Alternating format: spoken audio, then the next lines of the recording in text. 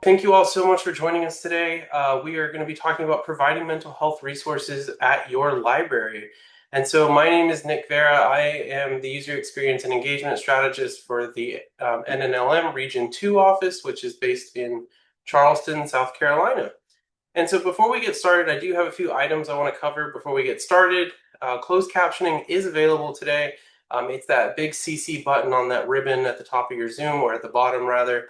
If you click that at any time, you'll be able to see the closed captioning for yourself. There is a handout for today's session, and Margie can put that link in the chat. So be on the lookout for that if you want to grab it and take a look. And at the end of today's session, we will provide a link to the evaluation, which will be the first step in claiming your CE credit. And lastly, as you all probably noticed, we are recording today's session. It will take a while for us to compile that video and make sure it's quality so that you all can enjoy it later on and refer back to it. But we'll send that link out to the recording when it's available. And next one. And in case you didn't know, October 10th is World Mental Health Day, so make sure you spread the word and the love on that. Chances are we'll probably be giving this presentation on October 10th or really close to that again. So again, be on the lookout for that. And so our session today is going to cover, we're going to cover a lot of ground. There's going to be a lot of demos, but really what we'll be doing is we'll start with some mental health numbers, so kind of getting an understanding of how mental health affects all of us. And then I'll demo several of those websites with mental health resources that are going to be very valuable for your patrons or your work environment or wherever you might be at, just kind of good to have on hand. And lastly, we'll look at some ideas for programming around mental health. And one thing we will not be talking about today is how to deal with someone who is experiencing a mental health crisis at your library. We at NNLM recognize that this is a very important skill for public service, especially front-facing staff, but we feel we are not the people to be handing out that advice on that issue, as we're just not mental health experts, but we can provide some really great resources which can point you in a good direction. So, diving right in, according to the 2023 National Survey on Drug Use and Health from the Substance Abuse and Mental Health Services Administration, nearly 1 in 4 adults in the US, or approximately 59 million people, have experienced some sort of mental illness in the past year. That's about 23% of the population. And even more concerning is that 1 in 12 adults, or about 14 million people, had a serious mental health illness, which can refer to conditions that substantially interfere with or limit one or more major life activities. So the burden of mental illness isn't evenly distributed. For example, young adults aged 18 to 25 continue to have some of the highest rates of any mental illness, with nearly 1 in 3 young adults affected. These statistics are just a reminder of how prevalent mental health issues are in our communities, and libraries are often one of the few public spaces where individuals can access health information freely and without stigma, which makes our role even more important in connecting people to resources, just being a vital resource for them. And so for the next part, I want to kind of show you all a few websites that you can use to answer some questions about mental health, or refer library patrons to, or even folks you might work with who might need those resources. And to keep us on time, I won't be able to demo every resource on that handout we gave you in the chat, but I will be demoing a few that we believe are probably really important and most valuable when assisting folks searching for mental health information. Specifically, we're going to be looking at some NNLM resources, such as our mental health guides, MedlinePlus, DailyMed, and the National Institute of Mental Health, with a few others that I can briefly touch on and will be included in your handout if you ever want to refer back to it later. And if anyone has any questions along the way, please, please, please put them in the chat or in the Q&A. Margie's going to do a really good job of helping me kind of monitor that chat and making sure that nobody's left behind and that we can answer those questions. But I did reserve some time for us at the very end and between slides so that we can kind of ask those questions if need be. So I'm going to turn off my camera here and we're going to go straight into some of those demos. And for our first one, NNLM has a resource guide for public libraries, and you're looking at it right over here on this page. And though any library individual may find it handy, it includes a section on behavioral and mental health information. And this is a list that's curated by our NNLM staff, and we do a really great job of making sure it's up to date and that all of the information is accurate and relatable. So let's take a brief look at the resource lists on the behavioral health tab, which would probably be the most valuable. But on here, you can see that there's different tabs for you to kind of look through, and you can see just a quick synopsis of what's included, especially with those resources from NNLM. So we'll click on behavioral and mental health.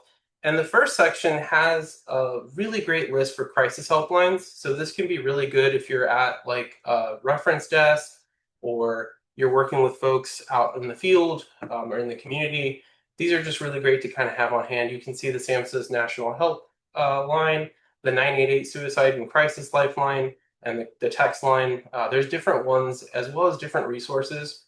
Probably the most important too, for folks that are looking for treatment services, if we scroll all the way down, you can actually find your zip code. So if we just click that really quick, you'll be brought to the SAMHSA's page, which we'll cover later. But if you just type in a zip code, you can actually see and be brought to different resources on a little Google map. And if you scroll down, you'll get a list of those organizations that provide that treatment, as well as a little bit of payments, that basic information folks might need when looking through that. And so that's going to be all on the public library guides for resources for public libraries, rather, that you can kind of peruse on your own. And we also have tools and print materials as well. And are there any questions I can answer before moving to our next website? I'll give you all a second to get your questions in the chat, if there are. Okay. Yeah, I don't see any right now, Nick. Perfect. The next one we're going to look at is MedlinePlus. Now, I'm sure all of you are familiar with MedlinePlus at this point through either another NNL class, but we'll cover it anyway. So MedlinePlus is an online health information resource from the National Library of Medicine for patients and their families and friends. NLM is part of the National Institute of Health, which is funded by our tax dollars. And I'm not going to spend a whole lot of time going into detail about MedlinePlus and what's all available here. We have many other classes that can go into way more depth about Medline, but we have the link in the registration page for that class on that handout if anybody's interested. But today, I want to focus on finding information about mental health. But the first thing I want to point you all to on the Medline page is if you go anywhere on this page, you can see how it's very well laid out. There's no ads, anything like that. But one thing that can be really handy is if you're working with anybody who English is not their first language, you can always just click the Espanol button and it'll turn it into Spanish. And these are all translated by humans, not AI. And you can kind of see how it is an even translation for folks who want that information in Spanish. And if you're ready to go back to that, you can just click English and it'll take you right back. So the other thing I want to point to are the health topics tab at the top of the page. So you can see there's different health topics that you can kind of peruse through. Medline does a really great job of kind of breaking them all down. You also have the alphabet from A to Z up here if you're not really sure what you're looking for, you just kind of want to take a look. And then if we go back to the main page, I want to show you what this would look like if we're doing a search for a mental health issue. So what we're going to do today is we're going to use anxiety as our example. So we'll go ahead and type anxiety on that search bar up here. And what you can see is it's already starting to auto-populate. So you're going to get a lot of choices, but today we're just going to keep it easy and just do anxiety. And once we're brought to this, you can kind of start to get a feel for how Medline kind of gives you a quick synopsis of what you're looking for. So in this blue box here in the middle, you can see it gives you a definition of what is anxiety, as well as some disorders that might go along with it. But what I want to also do is click the read more. And what we can do is see how what falls under this tab. So for users who are not really sure what they're looking for, this is going to be a really great place to start.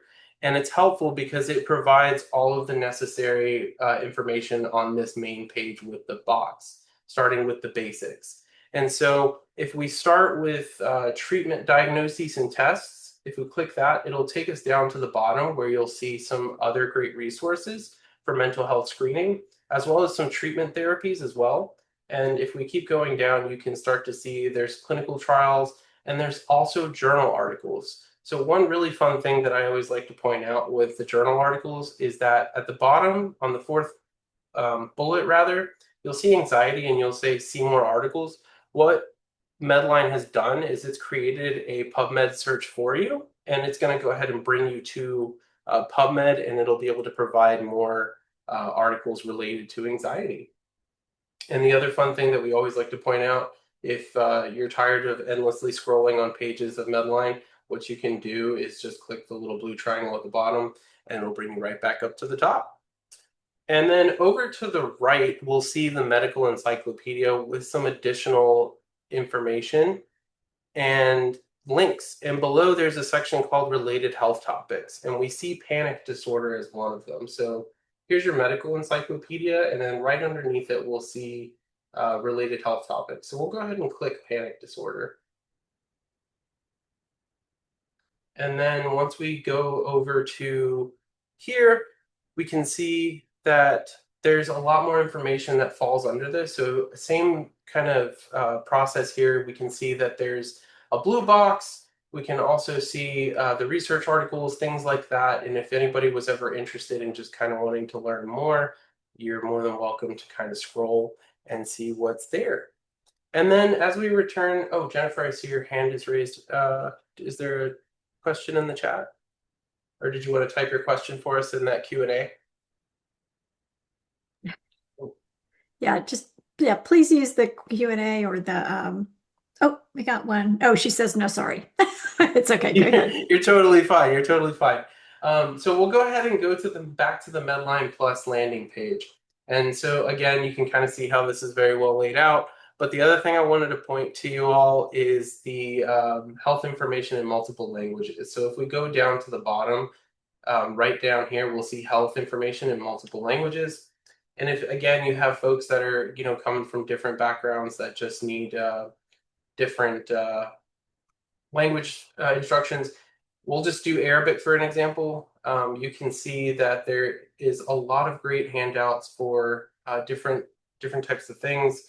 Let me see if I can control find. We'll just do depression really quick. And so looking at depression under the Arabic, we can see that there's a bilingual PDF here. So this is, again, like going to be very helpful for folks who English is not their first language. And if we click that, what it can do is it provides a handout that includes an English version as well and can help patrons take it to their health professional or other folks in their community that maybe have a better way of speaking English so that the professional can better assist them and understand what it is that they're actually looking for. And so this is also printable and shareable. So again, one of those things you can kind of point folks to at any point. And then the last thing I want to kind of show us in MedlinePlus is our drugs and supplements tab, which is going to be right under the main title. And so what we'll do here is click that. So in addition to those disorders and everything that MedlinePlus can have, it also does a really great job of providing information on medications and supplements. So today we're going to be looking at Prozac, which is a common medication used for mental health. And what I like to do is just do the control find or control F if you're on a Mac or a PC. And we can see that there's a few here, which it provides the generic name as well. And you can go ahead and click that. And what it'll do is it'll bring you to the page for the medication. Now, a few things I would like to point out on this is the important red box warning. So these are things that should never be ignored. Definitely make sure you're reading that if you're handing this information out to folks and encourage them to take a look when they have time. And then if we look at the blue box at the top, we can see other uses for this medication, as well as some other important information that might be for folks who've been prescribed it or maybe are new to it or are thinking about it. And it provides a lot of different symptoms, medication causes, side effects, things of that nature. And when I always kind of tell folks about this, it's really good for folks who maybe like if you just got back from a vacation or something and your medications are all kind of mixed up and you forgot which one is in which bottle, you can actually use MedlinePlus to kind of go in and get a better idea of what that medication might be, or at least point you in a direction to get more help. Which, before we move into our next slide, which will be DailyMed, I want to ask, are there any questions about Medline or anything we covered up to now? Not Hopefully at y'all. this moment. I Oh, put the link in the chat to Medline Plus for those of you who aren't familiar with it. So you can access it there, and it's also linked in the handout. awesome. Thank you, Marty. Mhm. Does Medline say what the half-life of the med is? That is actually a really good question. I don't believe it would in here, but maybe in DailyMed perhaps it might. We can definitely be on the lookout for that. I believe it does. It So does. Okay, in, show. no, in DailyMed. So Oh, in DailyMed. Gotcha, yeah, gotcha. So we're not quite there yet, but we'll get yeah. there. Or contradictions with other meds. So moving into DailyMed, first of all, DailyMed is a joint effort between the National Library of Medicine and the Food and Drug Administration, also commonly known as the FDA. Currently, the database contains over 154,000 labels submitted to the FDA by drug manufacturing companies. And so some of the information you can find in here really is about prescription drugs for human use, over-the-counter drugs, and you can read more about what it is and what it isn't included in DailyMed on their website, which can also be found on your handout if you're interested in that. The labels included in DailyMed are the most recent labels submitted to the FDA by drug manufacturing companies, so no need to worry here about finding things that may or may not be on here. It's always up to date, and they're really great about making sure that it's people are getting what they need. So to start with kind of giving you all this introduction to DailyMed, I want to quickly use our same search so that we're staying on track. We're going to use Prozac again for our example. And so when we get to here, we can see that there's two records here, or two results rather, for Prozac. And if we hover over it, you can see how it enlarges the label for you, which can be really helpful for folks who are, maybe a little hard of seeing, or, have trouble with that, and they can easily kind of see what their milligram is. And then underneath that, you can see a different label for it for a 20 milligram, 90 capsules as well. And if we click the record itself, we'll just take the top one, for example, you're going to be met with all of that information about the medication. And you can even see the table of contents rather, and contradictions. I know somebody had mentioned that earlier.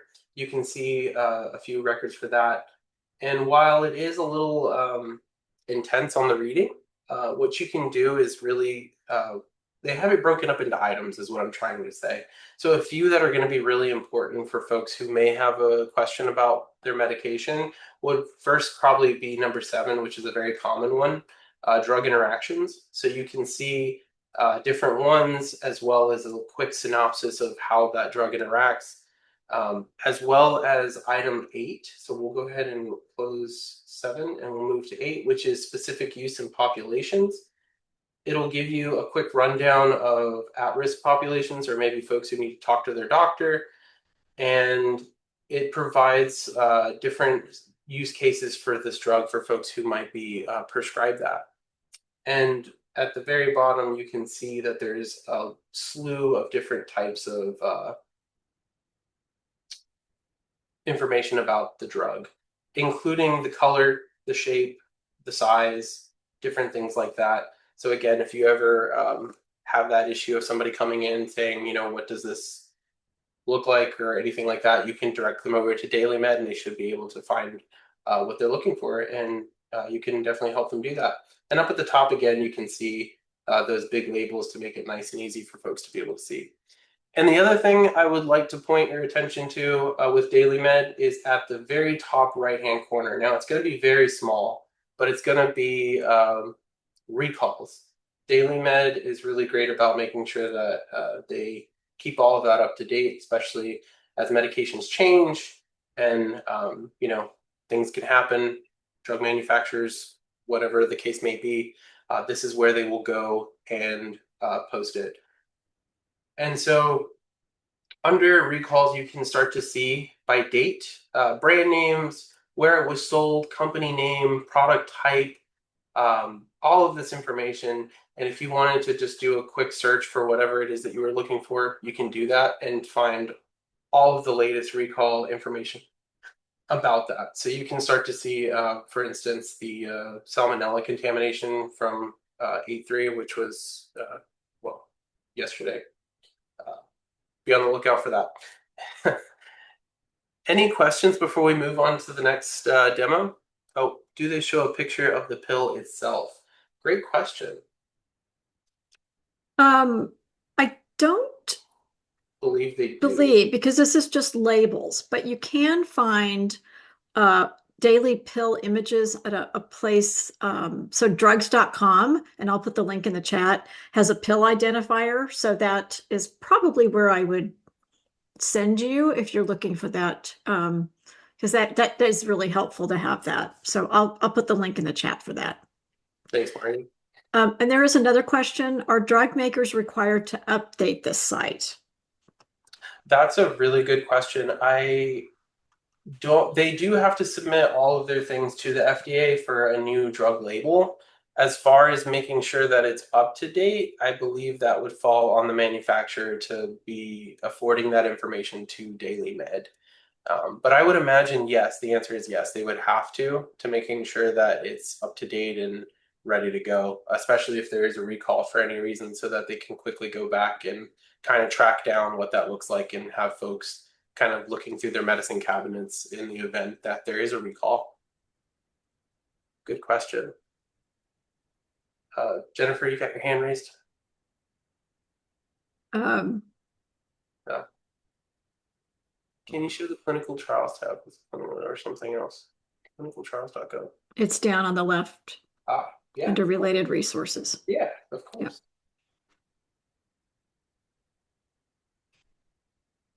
Yeah, so we can see different trials for it. That can also be done in, you can look for the clinical trials in PubMed too, I believe, if you wanted to build a search that way.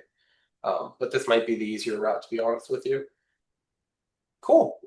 So the next one we're going to look at is the National Institute of Mental Health. And so moving into that, this is a great resource that provides information on specific conditions and treatments, along with some free materials that you can download or order to your library for patrons' personal use. So when you arrive on the site, one of the first things you'll notice is the large box labeled topics on the right. So they do a really great job of making sure all those are, easy to see, easy to manage. But today, we're going to be looking at bipolar disorder in here. So we'll go ahead and click that.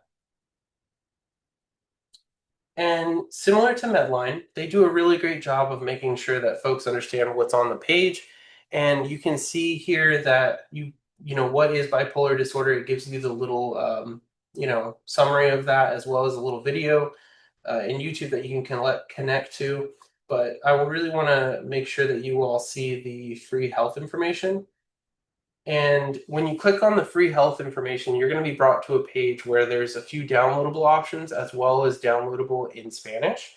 So if you are kind of having those, spaces in your library where folks are asking for this information, this would be a really great place to come download those PDFs and kind of have them out for folks to be able to kind of peruse at their own leisure. And also, you can also learn more about it just by clicking. It's an easy download. And on that page, you can be brought to more about what bipolar disorder is, as well as that link to download that PDF in either Spanish or English. And this is going to provide you with just more information of what's going to be included in that download. So again, this can be really good for folks who are front-facing or maybe get that question frequently. Or if you have a LibGuide at your library, you can easily kind of link that as well. And if we go back up to the top for the National Institute of Health. The other thing I wanted to kind of show you all is the the brochures and fact sheets. So again, like if you were looking for that, these are included for a lot of them. So it's not just or bipolar disorder or depression. They provide those handouts for different areas. So if you are looking for something specific for your community or your patrons, or even your workplace, you can find these anywhere. And there's a really great health topics page, so you don't have to keep going back to that main page up here. You can just see the different topics that they have listed and how you can download those. Were there any questions about the National Institute of Mental Health? Hearing none. Nope, I'll give Paul a not second. right now. Cool. And so moving on to SAMHSA. SAMHSA is the Substance Abuse and Mental Health Services Administration, and it's part of the U.S. Department of Health and Human Services. On this website, you'll find information for the public and for health professionals. And so topics include school and campus health, seeking help after traumatic events such as a natural disaster or even a shooting. And some of the links on the page may look familiar. For example, you'll start to see as we scroll down different resources as well as those hotlines for different different needs and stuff like that. So if you click on the Find Help Support, you'll start to see that 988 suicide line, as well as finding treatments near you. It's kind of linking back to those earlier slides we looked at together, where you can type in your zip code and find the different treatment programs in your area. But SAMHSA is a good resource, especially if you're planning any kind of programming at your library. So on the main page, it's a little hard to find, so follow along if you can. Under the About section for the free materials, SAMHSA provides digital toolkits, which is going to house all of those different downloadable things, as well as other reading materials that you can download and see for yourselves. So if you are, say, planning for May, which is Mental Health Awareness Month, or maybe that Mental Health Awareness Day in October that we mentioned earlier, you can go ahead and click that. And what it'll do is it'll bring you to a toolkit. And what I really like about this is it breaks it down by the week. So you can see for every week the different posts. You can post on your social media, your LinkedIn, if your library does that, and you can start to see what it's all ready to go. This is ready to go out of the box for folks who just want to share some really insightful information with their communities. And the best part is it takes you all the way through the 4 weeks, and it's a step-by-step process on how to do it. So it's truly, when I say ready to go out of the box, it's good to go. And they also have some great information for older adults regarding their mental health. And you can start to see some hashtag guidance if you really wanted to get more awareness around mental health, or maybe just some more attention to resources at your library. You can use some of these to kind of make sure that you're trending in the right direction and attracting the audiences that you'd like. And you can also tag, SAMHSA and stuff like that. The stickers are also a really great thing to have. Who doesn't love a good sticker at a library? I know I do, especially if it's free. Doesn't matter. They're fun to just stick on things. And then the virtual backgrounds, I'm telling you, they really thought of everything in this. So these are all downloadable and free. And just before we move on to the next thing, I just want to show you guys where that's at, because again, it can be a little challenging to find. So we'll start back at the main page. You're on the landing page right now. What you'll want to do is go all the way to the right, just under the search bar on the About. And then all the way back to the left, you'll see digital toolkits. And then you'll find all of those different packages that they have. And they even have a back to school one as well, if you're interested in that, which can be really helpful for parents and families going back to school. It can really take a toll on one's mental health. So that could be another way to look at it as well. Any questions before we return to the slides? Well, there was a question that Yeah. asked if we share our toolkit with the VA PTSD team or vice versa. I can probably help you out with this. We Yeah, don't directly share, but everything that we put out is available to other agencies and to the public. And I know when I was creating a class about complementary and integrative health, I leaned in quite heavily to a lot of the resources on the VA website. So while it's not overt, we certainly have them available. So good question. Thanks for asking. And definitely take advantage of those, especially if they're free, kind of like we saw. I know I appreciate things when they're ready to just be copy and pasted or downloaded or printed. Um, it just makes life a lot easier and it can really help folks a lot. So the next group of resources may be useful that we're going to talk about can really be kind of complementary to what we're talking about planning programs. And so I'll talk through some programming ideas that you can host in your own libraries. But before we dive into that, I just want to know, just to kind of take a temperature gauge here, what type of health programming have you offered at your library or you wish you could offer at your library? Or if you don't work at a library, what has your agency done for public programming regarding mental health?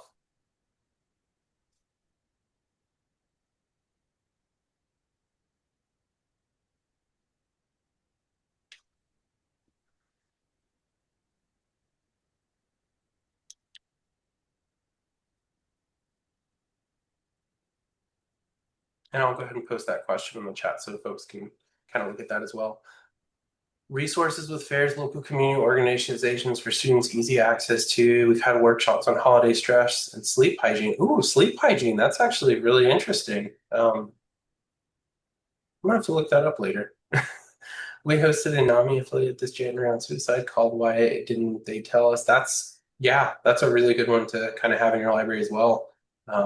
Mental health is one of those like faceless things. Anybody can kind of be going through it at any moment, and it's really hard to kind of tell, folks who are experiencing a traumatic experience, right? We offer Vita's nurses. Oh, I scrolled back to self-love. Yeah, that's really cool. Mindfulness. I'll be adding some to the school library website. Love that. Connie, that's awesome. We want to offer a program on menopause. That's also a really good one. I'd like to add resource stress management. Very cool. Awesome. So it sounds like you all do a lot around this, and that's really awesome to hear. I know at my job, we just did a burnout session on work-related mental and how that affects your mental health. So definitely take advantage of those and encourage folks to kind of take advantage of those as well when you can. And so kind of going back to our slides here, there are a few other really great resources. So the World Health Organization has an illustrated guide on this. And in 2020, they produced a resource using that graphic novel approach called Doing What Matters in Times of Stress. And it helps equip folks with practical skills to kind of cope with those stressful situations of the day-to-day life, right? And that should be on your handout if you want to take a look. But on the screen, you'll see that it does a really great job of kind of, showing, illustrating what that might look like.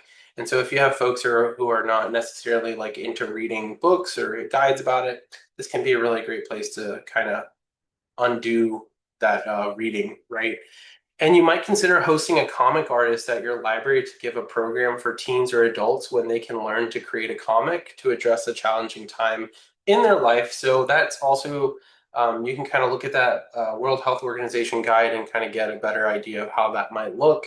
But these are just some of the many ideas that you can kind of bring into different populations as well as different groups. I'm a teen services line. Some of my coworkers have offered mental health program. I'm trying to get some ideas from it. Yeah, that's really cool. We have a list of resources online Canvas as well. Really cool. I love this. I love that everybody's has something.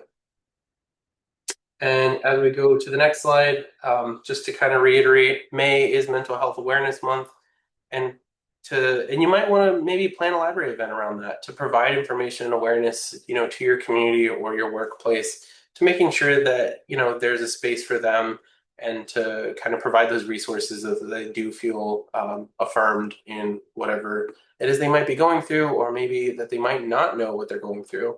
It can be really helpful to have that self-awareness. And I've already shown you the SAMHSA Mental Health Awareness Toolkit that offers all of those great resources in a central location that you can download and share at any point. And that link is also readily available on that handout we gave. And World Mental Health Day, don't forget, is October 10th. So we have a month and we have a day.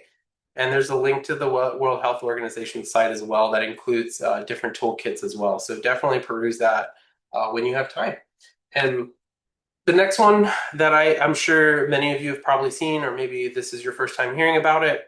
If you're still truly not sure what you want to do for a program or to offer, ALA is a really great place to start as well. It's another great resource that has, like SAMHSA, a lot of downloadable resources as well as some personal experiences that librarians and professionals have used that they can provide more insight into what that looked like. So it's a place where librarians can share and find programs focusing on health and other related topics.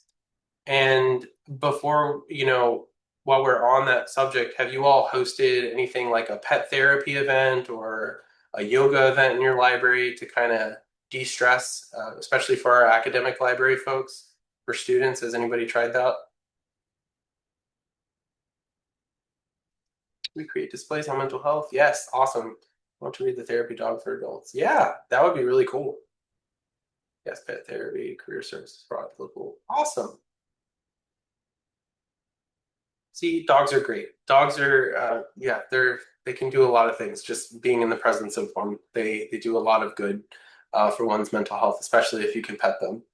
We'll bring the dogs for kids to read. Yeah, we love that. We have hosted therapy dog for our college students. I will say, working at a medical university, it's when we bring the therapy dogs out, they are the cutest thing ever. Especially around finals times, those students just melt. You can just see the stress just like leaving their bodies just to kind of have fun, pet a dog, kind of go back to studying, but also just kind of having that release of stress can be really, really great. So you'll find actually on that ALA, that programming librarian website, a entire guide on pet therapy. So highly suggest you click that link in your handout and you go and check it out when you have time. And you'll find another great way to filter as well. So you can kind of see here on your screen, you can divide it up by young adult, adults, intergenerational, things like that. So definitely take a look when you have time. And so we've covered a lot of ideas here, but there are so many more that we just don't have all the time for today. And these are just some additional resources or programs that you may want to consider for your library or agency. Some libraries have brought in therapy dogs around school finals to help students reduce that stress, kind of like we talked about. Some that might be an academic library. And as we saw, the programming librarian kind of has those materials for therapy dogs. So if you want and are so inclined, definitely check out that link again if you have time. And events like these can really help give folks permission to talk about mental health in an open environment and give the library a chance to provide additional mental health resources. And while we're talking about all these different ideas for programs, what types of programs, I guess, like, would you want to kind of host now that you have a better idea of what's out there? I know we saw the menopause one, we saw around older adults, different mental health resources. Are there any new ideas that folks can come up with? Kids reading to dogs. I love that. We'll continue to share your stuff in the chat.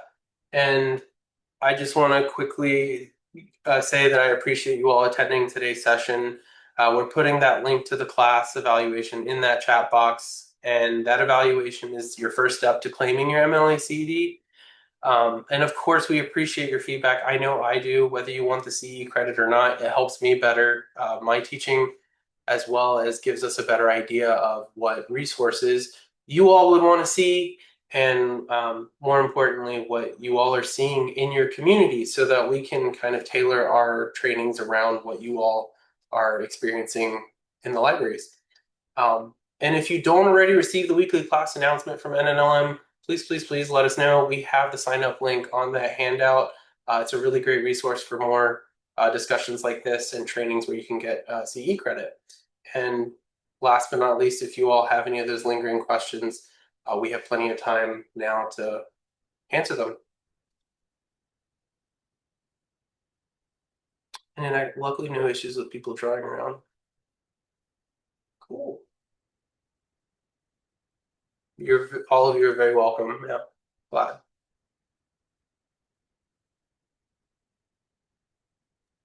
I know there was a question about clinicaltrials.gov. We do have a class coming up if you're interested. I'll put the link in the chat if you want to register.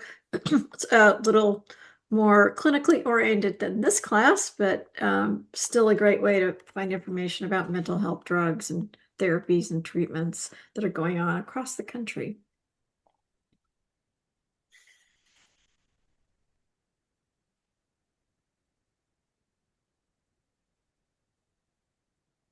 Okay.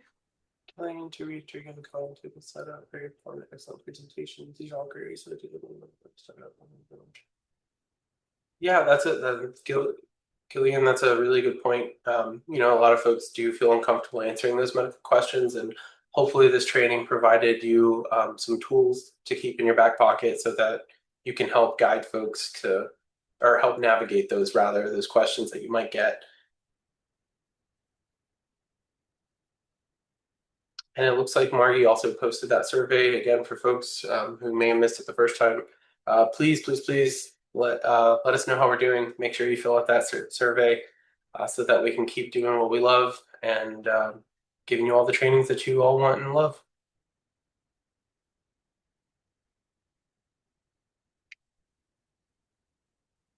And I don't think there was anything in the Q&A, was there, Margie? No, we're just getting some thank yous. So yeah, awesome. Give people just another kind of minute to think about it. And if not, we will be happy to give you some time back for this afternoon. Thanks for watching. This video was produced by the network of the National Library of Medicine. Select the circular channel icon to subscribe to our channel or select a video thumbnail to watch another video from the channel.